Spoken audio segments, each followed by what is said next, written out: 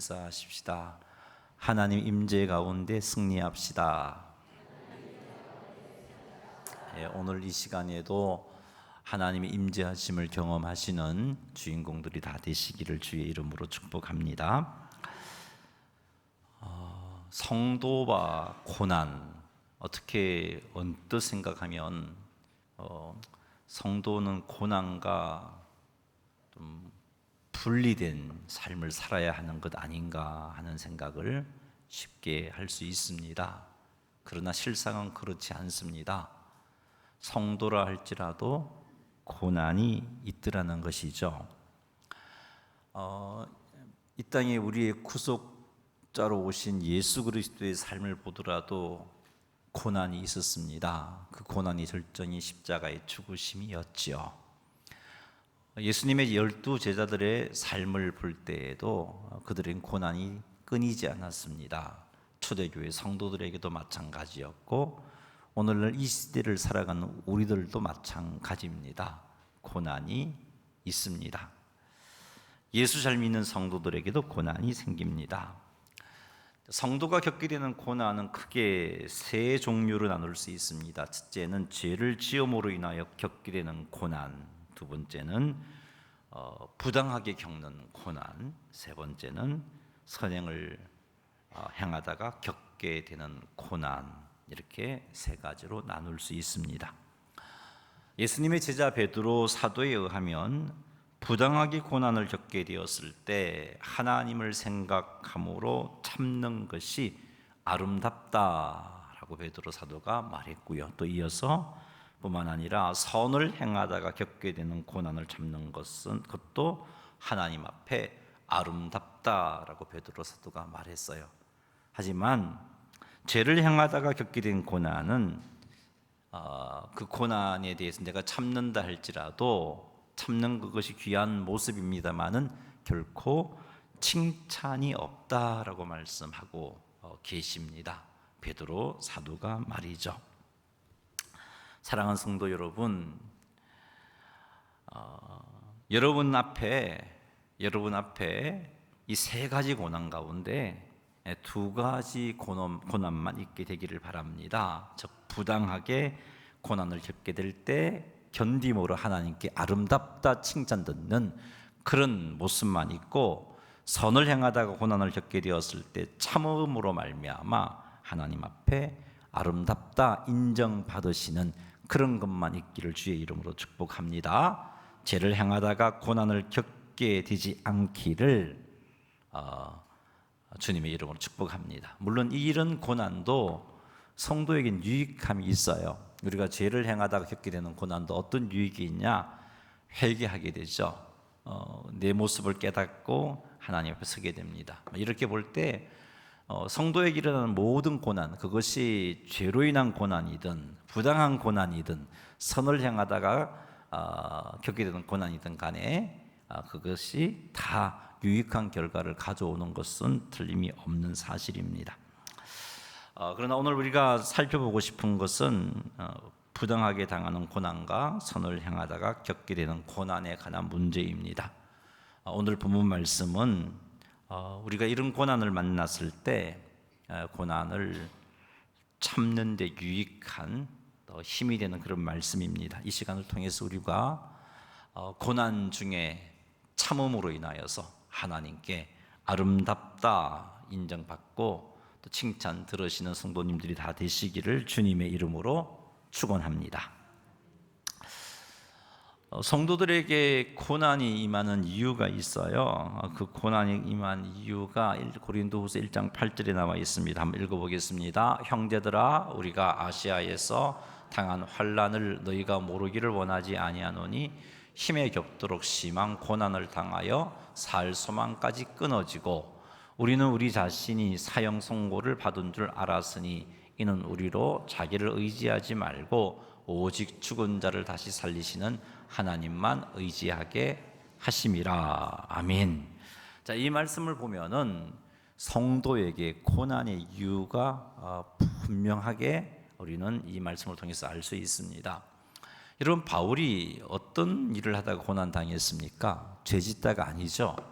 사명 열심히 감당하다가 고난당했습니다. 열심히 복음 전하다가 고난당했어요. 그 고난을 겪었던 바울이 그 고난의 이유를 고난을 통해서 깨달아 알게 됩니다. 그것이 뭔가 바울은 이 고린도후서 1장 8절 9절 말씀을 통해서 힘에 겹도록 심한 고난을 당하였다라고 고백하고 있어요. 그것도 사명 감당하다가 얼마나 심한 고난이었냐 하면은 살 소망까지 끊어지고 우리 자신이 사형 선고를 받은 줄 알았다라고 표현할 정도로 심한 고난이었습니다. 바울의 동력자들이 이런 고난을 겪었어요. 자, 그런데 바울은 하나님의 위로와 도우심으로 말미암아 고난 가운데 건짐을 받습니다. 그리고 그런 과정을 통해서 고난을 주시는 이유를 알게 되었어요. 분명한 이유를 알게 되었습니다. 바울이 알게 된 하나님께서 성도들에게 고난을 주시는 이유는 자기 자신을 의지하지 말고 오직 죽은 자 가운데서 다시 살리시는 하나님만 의지하게 하려고 성도들에게 고난을 허락하는 것이다 라고 바울이 밝히고 있습니다. 이게 얼마나 유익한 것인지 몰라요. 물론 바울이 사역하는 곳곳에서 참 여러 가지 힘들고 어려운 일을 겪게 되죠. 복음을 전하다가 돌에 맞기도 하고 매를 맞기도 하고 옥에 갇히기도 하고 배가 파손당하기도 해요. 자, 그런데 바울이 겪는 이런 고난은 하나님께서 바울에게 직접 내리신 고난은 아니죠. 하나님을 대적하는 사탄이 세상이 바울에게 준 고난입니다. 하나님 나라가 확장되는 것을 원치 않기 때문에 사탄이 바울에게 준 고난이죠. 그런데 우리는 이런 고난도 하나님이 허용하신 고난이라고 우리는 말합니다. 왜냐하면 하나님에게는 바울에게 이런 고난이 임하지 않도록 할 능력이 충분하게 있습니다. 바울이 지금 죄 짓는 것도 아니고 열심히 사역 감당하는 거고, 하나님의 뜻이 무엇입니까? 강력하게 복음이 확장되어서 하나님 나라가 확장되는 게 하나님의 뜻 아닙니까? 그 뜻을 이루는 사역 가운데 바울이 헌신하고 있는데 이것을 방해하는 세력들을 막아내실 수 있어요. 이게 또 하나님의 선하신 행동처럼 우리는 생각할 수 있습니다. 그런데 하나님은 그런 고난이 바울에게 임하도록 허용하신다는 거죠. 사탄이, 세상이 바울에게 그런 고난을 주도록 하나님께서 허락해 주신다는 겁니다. 왜 그렇게 하시는가? 여러분, 사역의 경륜이 쌓이고 경험이 많아지면 대부분의 사람들은 하나님 의지하는 마음이 희미해져 버립니다. 처음 어떤 일을 시작할 때 두렵고 떨리는 마음으로 하나님 의지합니다. 내가 과연 이 일을 잘 감당할 수 있을까? 그런 생각 때문에 기도하고 지혜도 구하고 하나님 의지합니다마는 그렇게 의지함으로 일이 잘 되어질 때, 그것도 1년, 5년, 10년 정말 일들이 멋지게 되어지게 되면 우리의 마음은 조금씩 하나님 의지하기보다는 내 경험과 내 판단과 내 실력을 의지하게 됩니다. 이렇게 되면 점점 우리에게서 하나님을 의지하는 믿음이 식어지게 되는 거죠. 이렇게 되면 점점 내가 잘나서 사역을 잘 감당하고 있다는 생각을 하게 되고, 이런 생각이 얼마나 하나님 앞에 교만하고 위험한 생각인지 모릅니다. 여기에서 교만이 사기특이 되고, 그 교만이 우리를 사역의 실패자가 되게 만들어 버리고, 심하면 하나님을 대적하는 자가 되게 만들어 버립니다. 그래서 하나님은 때때로 우리들에게 세상이 주는 그런 고난을 허락하시는 겁니다. 어떤 때는 그 고난의 강도가 엄청나서 살 소망이 끊어지기도 합니다. 그러나 틀림없는 사실은 하나님께서는 이 같은 큰 어려움으로부터 우리를 건져 주시고, 또 하나 그 고난을 통해서 우리를 유익하게 하신다는 것입니다. 성도들은 이런 고난을 통해서 철저하게 하나님을 의지하는 자로 세움을 받습니다.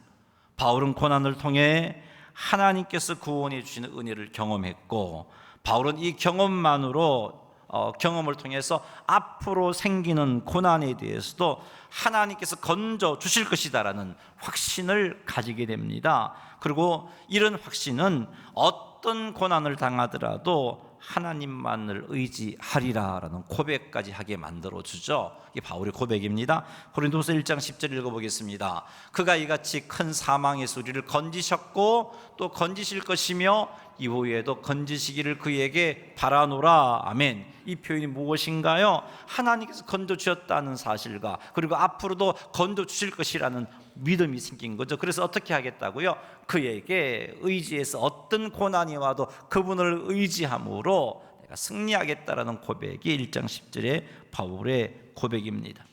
이런 바울의 고백을 볼 때 고난은 바울로 하여금 철저하게 하나님만 의지하게 만들어 주었구나 하는 것을 알 수 있습니다. 여러분, 바울이 얼마나 위대한 일을 했어요.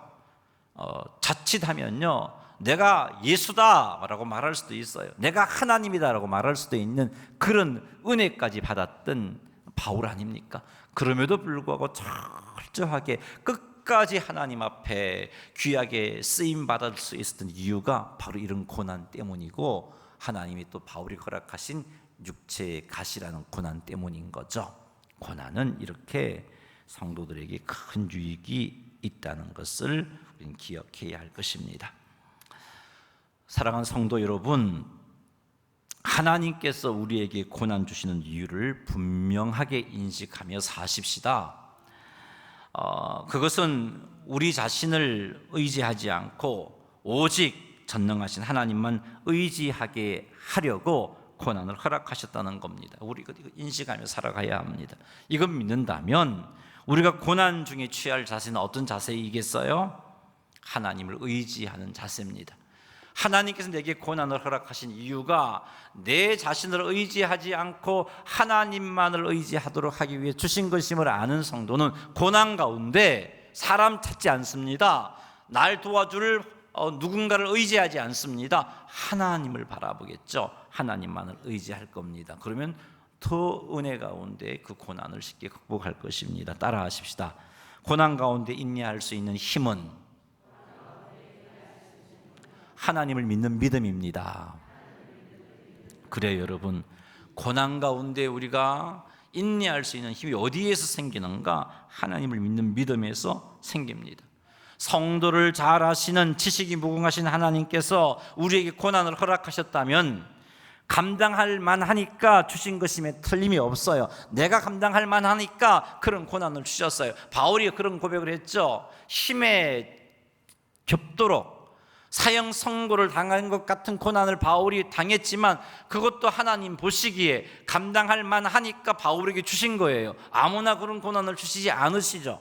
또 하나는 그런 고난을 감당할 힘이 내게 부족하다면 하나님께서 감당할 수 있는 힘까지 공급해 주신다는 것을 우리는 틀림없이 확신할 수 있습니다. 사랑하는 성도 여러분, 그러니 이런 하나님을 생각한다면 우리는 어떤 고난이라도 감당해낼 수 있는 자들입니다. 그러니 고난 앞에 절망하고 두려워하기보다는 고난의 유익을 먼저 생각하시기를 주의 이름으로 축복합니다. 그리고 철저하게 하나님을 의지함으로 고난을 이겨내시는 성도님들이 다 되시기를 주의 이름으로 축복합니다. 자, 그렇다면 고난을 이길 수 있는 힘은 하나님을 아는 힘이다라고 말씀을 드렸는데, 이제 바울이 고난 가운데 구원함을 받은 그 은혜를 가지고 하나님께 찬양을 드리고 있어요. 이 바울의 찬양 가운데 그가 고백했던 하나님의 모습들을 통해서 우리가 우리도 고난 가운데 인내할 수 있는 힘을 얻기 위해서 그 하나님을 좀 배우는 시간 가지도록 하겠습니다. 자, 고린도후서 1장 3절 말씀 한번 읽어보겠습니다. 찬송하리로다. 그는 우리 주 예수 그리스도의 하나님이시요 자비의 아버지시요 모든 위로의 하나님이시며. 아멘. 3절과 4절이 바울의 찬양인데 어떤 찬양이냐면 고난 가운데 자기를 건져주신 하나님에 관해서 하나님께 찬양하고 있는 내용이에요.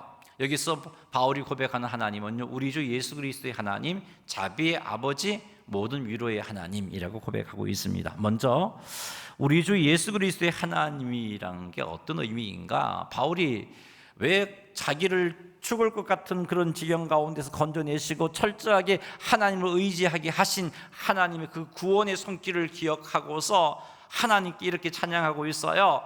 나를 구원하신 하나님을 생각해 볼 때, 나를 죽음의 어려운 가운데 지켜내신 하나님을 생각해 볼 때 우리 주 예수 그리스도의 하나님께 찬양하지 않을 수가 없어요 라고 고백하고 있는 거거든요. 그럼 우리 주 예수 그리스도의 하나님이라는 게 어떤 의미인가? 물론 그냥 겉으로 나타난 표현은 하나님께서 예수 그리스도의 하나님이 되신다라는 의미인데, 이 표현은 하나님께서 우리를 구원하기 위하여 예수 그리스도를 보내신 주권자이시다라는 의미예요. 예수 그리스도를 하나님이 보내신 전능하신 주권자가 하나님이시다라는 의미가 우리 주 예수 그리스도의 하나님이시오라는 의미입니다. 하나님께서 우리를 구원하기 위해서 외아들을 죽게 하셨다는 사실은 하나님께서 우리를 어떠한 고난으로부터도 구원하신다는 것에 대한 확증입니다. 여러분, 외아들을 하나님이 주셨어요. 우리 주 예수 그리스도를 보내신 분이 누군가요? 하나님, 우리 아버지입니다. 그 외아들을 나를 죄 가운데 살려서 구원하기 위해서 희생하면서 보내신 그 하나님을 생각해 볼 때 그 하나님은 틀림없이 나를 고난 가운데서도 구원하시겠구나 하는 확신을 가질 수 있어요. 왜냐하면 고난 가운데 우리를 멸망하게 두시려면 두실 것이라면 하나님께서 외아들을 왜 희생합니까? 하나밖에 없는 아들을 왜 희생해서 우리를 구원해냅니까? 그냥 둬버리지. 고난 가운데 우리를 돌아보지 않고 절망하고 낙심하고 믿음 떠나도록 할 것 같으면 왜 독생자를 보내서 구원하십니까? 하나님은 그냥 우리를 사랑하신 예수님을 보내주신 하나님을 생각해 볼 때 결코 우리를 고난 가운데 버려두실 리가 없으신 분임을 알 수 있습니다. 여러분, 하나님께서 나를 구원하기 위해서 하나밖에 없는 외아들을 십자가의 죽음의 자리로 내어주심을 믿으십니까? 믿으시는가요? 안 믿으시나요? 왜 그래 대답이 약합니까? 믿으십니까? 하나님이 나를 얼마나 사랑하셨는지 나를 위해서 그 외아들을 십자가에 죽이셨어요. 여러분은 여러분이 사랑하는 아들 희생하라면 하실 수 있습니까? 못하잖아요. 그 말은 하나님께서 이렇게 우리를 사랑하신다는 거죠. 외아들을 십자가에 죽일 정도로 사랑하신다는 거죠. 이 사실을 믿는다면 우리는 고난 가운데서도 나를 보호해 주실 것을 믿어야 되는 거예요. 믿어야 돼요. 우리는 고난의 이유를 먼저 살폈어요. 철저하게 하나님을 의지하게 하려고. 그것이 유익한 것임을 살폈어요. 근데 하나님이 예수 그리스도의 하나님이다라는 사실을 생각해 볼 때 하나님은 나를 틀림없이 고난 가운데 지켜주시는 거구나. 아무리 하나님이 고난을 통해서 우리에게 유익함을 주시려고 계획을 세웠다 할지라도 내가 그거 못 감당하면 의미가 없잖아요. 어려워지잖아요. 아무리 선한 뜻을 가지고 고난을 허락하셨다 할지라도 내가 그 고난을 감당할 만한 힘이 없으면 그 선하신 고난을 통한 선하신 하나님께서 이루어질 수가 없어요. 그런데 하나님은 독생자를 희생하신 것을 볼 때 우리들이 고난 가운데 힘에 겨워 멸망하도록 내어버려 두지 않을 하나님이심에 틀림이 없음을 알 수 있어요. 그러니 여러분 믿으세요. 고난은 우리에게 유익한 건데, 그래서 하나님이 주신 건데, 틀림없는 것은 아무리 그 고난 때문에 내가 지금 당장 죽을 것 같아도 망하지 않고 오히려 고난 가운데 하나님이 도우심으로 승리한다는 확신을 가지시기를 주의 이름으로 축원합니다. 고난 가운데 우리가 인내할 수 있는 첫 번째 힘은 하나님이 독생자를 나를 위해서 죽게 하셨다는 사실을 믿는 겁니다. 그 하나님을 붙잡는 거예요. 그것이 우리로 하여금 고난 가운데 인내할 수 있도록 해주는 힘입니다. 두 번째는 우리가 살펴볼 것이 자비의 아버지죠. 3절에서 보니까 바울이 그런 고백을 했어요. 자비의 아버지시오라고 하나님을 찬양하고 있어요. 자, 본문의 자비의 의미는 어떤 의미냐면, 불쌍한 자를 보면요, 너무 힘들어하는 모습, 어느 정도로 힘들어하는, 내장이 뒤틀려서 고통을 겪는 그런 모습을 표현할 때 이 단어를 이 원어에서는 우리가 번역한 자비라는 단어를 쓰고 있어요. 우리가 지금 한글에서 알고 우리말 자비의 개념과 좀 다르죠. 자비의 하나님 그러면 어떤 의미냐면은 하나님의 사랑하시는 하나님의 아들과 딸들이 하나님의 선한 목적을 가지고 고난을 허용해 주시지만 그 고난을 겪는 하나님의 자녀를 볼 때 하나님도 아파한다는 거예요. 여러분, 이 장이 뒤틀리는 그 고통을 압니까? 저는 종종 겪어봤는데 이게 너무 고통스러워요. 숨도 제대로 못 쉬고요. 뭐 방바닥을 막 기어다니면서 식은땀이 줄줄 흐르고 병원 가지 않으면 안 되는 고통이에요. 엄청난 고통이에요.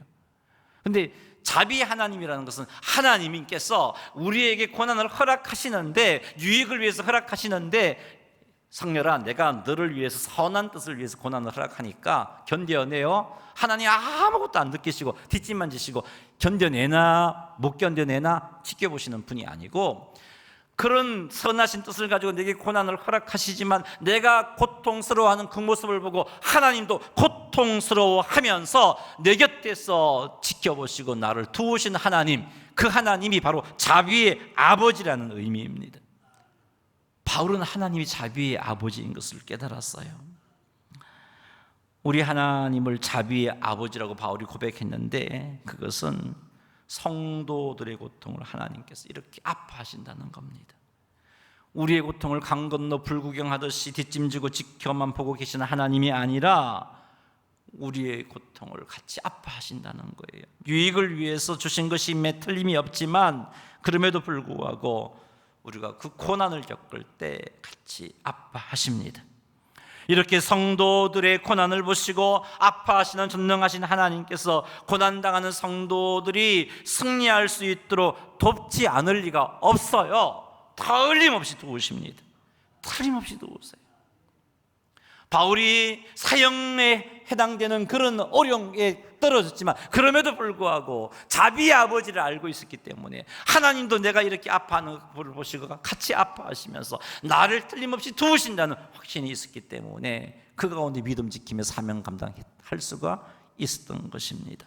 그러니 여러분, 고난 중에 포기하지 마시고 인내하시는 자비의 아버지를 생각하면서 인내하시는 성도님들이 되시기를 주님의 이름으로 축원합니다. 세 번째 살펴볼 것이 모든 위로의 하나님입니다. 3절 말씀을 보면 바울이 하나님을 가리켜서 모든 위로의 하나님이 되신다라고 표현하고 있어요. 여기서 위로라고 번역한 헬라의 의미는 우리 곁에서 부르신다라는 의미예요. 우리 곁에서. 그래서 성경적인 표현을 한다면 우리와 함께 하시면서 우리를 부르신다라는 의미예요. 여러분, 우리와 함께 하시면서 우리를 부르신다는 의미가 위로라는 단어인데 그냥 부르시는 게 아니고요. 그냥 말로만 부르심을 의미하는 게 아니고요. 불러서 위로하시고 또한 힘 주시고 현재의 고난을 인내할 수 있도록 해 주시고 고난 가운데 승리할 수 있도록 도와주시는 그 하나님, 그 하나님을 가리켜서 위로의 하나님이라고 말씀하시는 거예요. 말뿐인 위로, 그런 위로 말고요. 우리는 종종 우리 주변에 지체들이 힘들어하면 위로한다고 하지만 우리는 종종 그냥 말밖에 어떻게 해줄 수 없는 그런 한계를 가지고 위로를 해주고 있어요. 근데 여기 모든 위로의 하나님은 우리 곁에서 우리를 위로하시는데 내가 힘들어 참 어려워하고 당황하고 갈 바를 알지 못할 때 성녀라 하며 불러주시는 거죠. 부르시면서 우리에게 위로해 주실 뿐만 아니라 그런 어려운 환경 가운데 잘 감당할 수 있도록 힘도 공급해 주시고 도와주시는 하나님, 그 하나님을 가리켜서 바울은 모든 위로의 하나님이라고 말씀하고 있는 거예요. 모든 위로의 하나님을 바울이 찬양하고 있습니다. 사랑하는 성도 여러분, 우리 하나님이 모든 위로의 하나님이 되심을 믿으시기 바랍니다. 우리의 고난을 보시고 아파만 하시는 것이 아니라 우리의 곁에서 우리와 함께 하시며 우리를 불러 위로하시고 우리 곁에서 힘을 주시며 우리들이 고난을 인내할 수 있도록 해주시고 마침내 고난 가운데서 건져주시는 하나님이십니다. 일어나 걸어라. 내가 새 힘을 주리니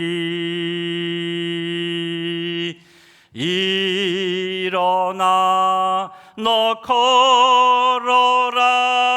내 너를 도우리. 우리 반주에 맞춰 찬양 한번 해볼까요? 나 뒤에서 나를 도우시는 주, 나의 인생 길에서 지치고 고나여 매일처럼 주저앉고 싶을 때 나를 밀어주시네.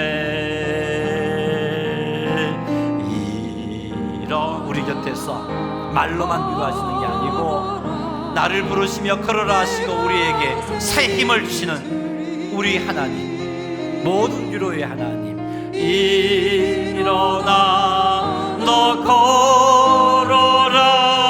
내 너를 도우리. 나의 등 뒤에서 나를 도우시는 주,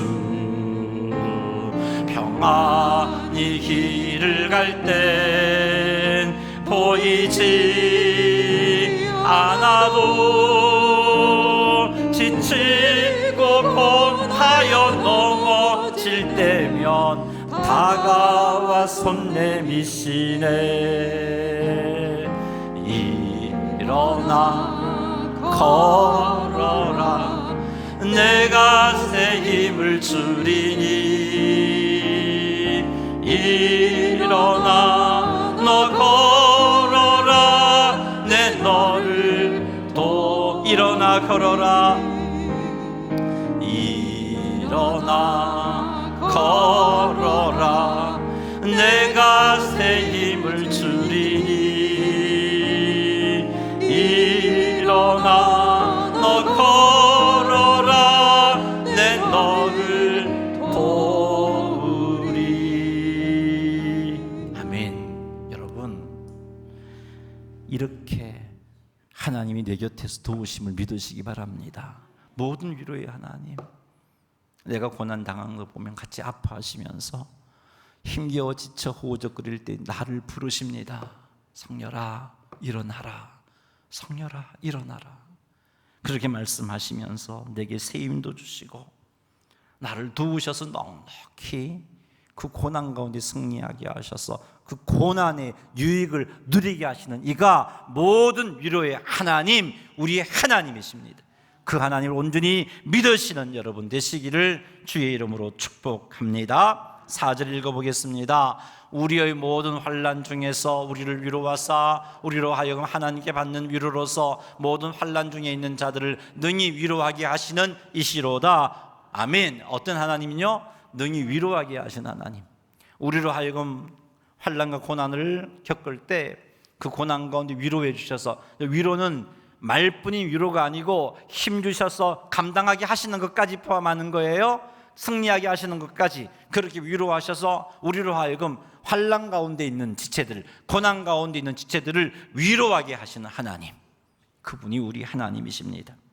고난 중에 있는 성도들을 위로하셔서 이들로 하여금 환난 중에 있는 다른 성도들을 위로하게 하시는 하나님, 하나님이 모든 환난 중에서 우리를 위로하셔서 환난 중에 있는 자들을 능히 위로하게 하시는 하나님은 우리로 하여금 무엇을 확정하게 해주느냐? 우리를 환난 가운데서 반드시 지키신다는 것에 대한 확정입니다.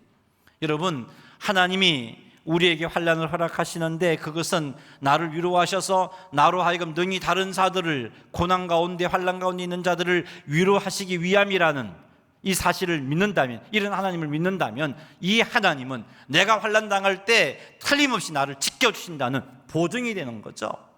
하나님이 나를 환난 가운데 지켜주지 않는다면 내가 환난을 겪고 있을 때 내가 어떻게 다른 이들을 위로해 줄 수 있어요? 못해요, 그 일을. 근데 하나님은 나를 위로해서 나로 하여금 환난 가운데 있는 자들을 위로케 하시는 하나님이다라고 바울이 찬양하고 있는데, 우리 하나님 그런 하나님이에요. 이 하나님을 믿는다면 우리는 틀림없이 하나님이 나를 지켜주시구나라는 확신을 가질 수 있습니다. 아무리 절망스러운 환경이라 할지라도. 사랑하는 성도 여러분, 때때로 바울처럼 정말 어찌해 볼 수 없는 절망적인 환경에 떨어질 수 있어요.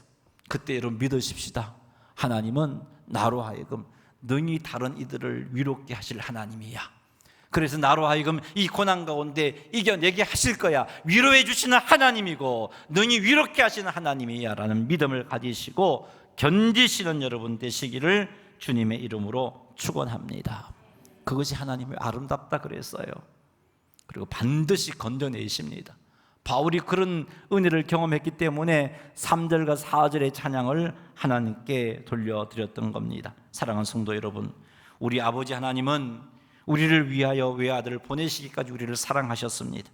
우리 아버지 하나님 환난 중에 있는 우리들이 고난 때문에 아파하시면서 그런 우리를 볼 때 우리의 고난을 보시고 더불어 아파하시는 자비의 아버지 되심도 믿으시기 바랍니다. 우리를 사랑하신 하나님은 모든 환난 중에 위로하시는 하나님이심을 믿으시기 바랍니다. 뿐만 아니라 환난당하는 우리들이 다른 이들을 위롭게 하는 자로 세워주시는 하나님이심도 믿으시기 바랍니다. 우리가 이런 믿음이 있다면 환난을 당하였을 때, 고난을 만났을 때 인내할 수 있고 마침내 하나님께 칭찬 듣는, 하나님 앞에 아름다운 자로 세워지게 될 것입니다. 우리 모두가 이런 믿음으로 고난 가운데 승리하시기를 주의 이름으로 축복합니다. 말씀을 맺습니다.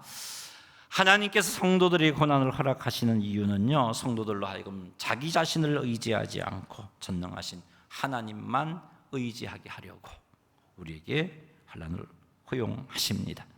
하나님, 우리가 철저히 하나님만 의지하기를 원하시구나 하는 것을 이런 하나님을 통해서 알 수 있습니다. 그러니 우리의 경험, 우리의 힘, 우리의 지혜도 중요합니다. 그러나 이것 때문에 하나님을 의지하지 않는 그런 성도가 되지 말기를 바랍니다. 그럼에도 불구하고 내 지혜도 중요하고 지식도 중요하고 어떤 능력도 중요하지만 이것만 의지하는 자가 아니라 이것보다는 하나님을 더 의지하는, 아니 더 성경적인 표현은 하나님만을 의지하는 그런 모습들을 갖추시기를 바랍니다. 혹이라도 내 삶 속에 하나님만을 의지하기보다는 내 경험과 내 지혜와 내 능력을 의지하는 요소가 있다면 철저하게 제거해 내시기를 바랍니다.